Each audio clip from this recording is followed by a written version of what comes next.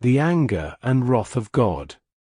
Jesus also spent the night in Jerusalem several times. He was then the guest of honor in the house of Flavius, a Greek Jew. During these evenings, prominent Jews came to him in secrecy to ask him questions. Among the pilgrims was a certain Jacob, a wealthy Jewish merchant from Crete, and he came to Andrew asking if he might have a personal conversation with Jesus. Andrew arranged a confidential meeting with Jesus which took place the next evening in the house of Flavius. This man was a truth seeker, but he could not understand the message of the kingdom. Jacob said to Jesus, "But Rabbi, Moses and the prophets tell us that Jehovah is an envious God, a God of great wrath and fierce anger. The prophets say that he hates evildoers and takes vengeance on those who disobey his law. However, you and your disciples teach us that God is a loving and compassionate Father who so loves all people that he wants to welcome them into this new kingdom of heaven which, as you proclaim, is at hand." When Jacob had spoken, Jesus replied, "Jacob, you have accurately rendered the teachings of the ancient prophets.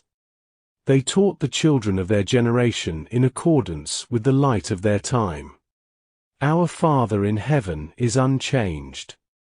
However, the representation of his nature in the human conscience, her on earth has expanded and grown.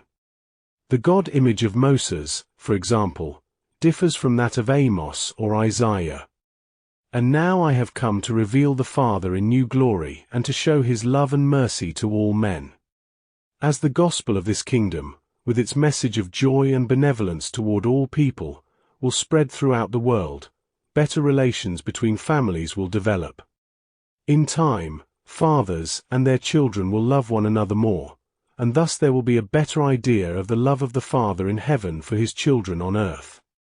Remember well, Jacob, that a good, true father not only loves his family as a whole, but he also truly loves and cares for each individual member of it with tenderness."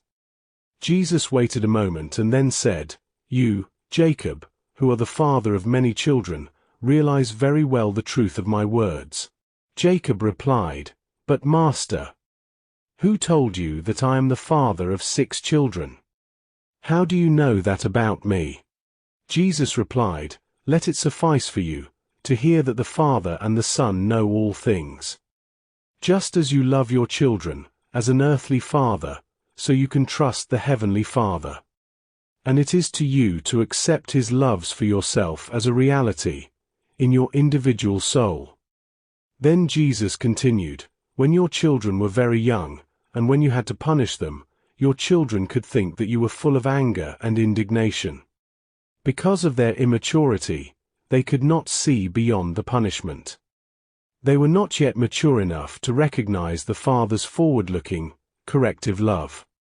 But now that your children have grown up, wouldn't it be foolish for them to hold on to those earlier misconceptions about their Father's anger? As adults, they should now recognize their Father's love in all those early chastisements. Likewise, as the centuries pass, mankind must come to understand the true nature and loving character of the Father in heaven. What benefit will you derive from successive generations of spiritual enlightenment if you stubbornly continue to see God, like Moses and the prophets saw him? I say to you, in the bright light of this hour you must see the Father as none of those who have gone before you have ever seen him. And if you see him this way, you should rejoice that you can enter the kingdom where such a merciful Father reigns. From now on, try to fill your life by doing his will and open yourself to receive his love.